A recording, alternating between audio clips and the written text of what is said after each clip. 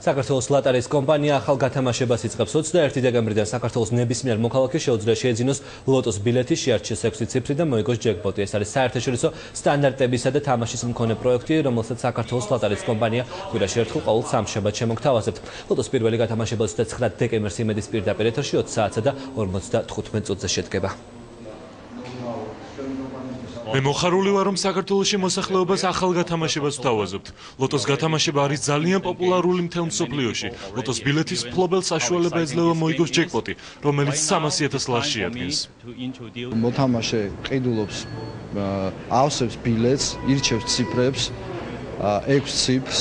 ან შეუძლია მეტი კომბინაცია აირჩიოს. გათამაშება ხდება ლოტოტრონით, ამოდის ციფრები და თუ მოხდება იმ ციფრების დამტყვევა, რაც ამოვა ლოტოტრონზე, მაშინ ჩვენი მოთამაშე იქნება გამარჯვებული. მინიმუმ 3 ციფრი უნდა დაემთხოს ლოტოტრონიდან ამოსულ ციფრებს, რომ მიიღოს პრიზი. 6 ციფრზე არის ჯეკპოტი.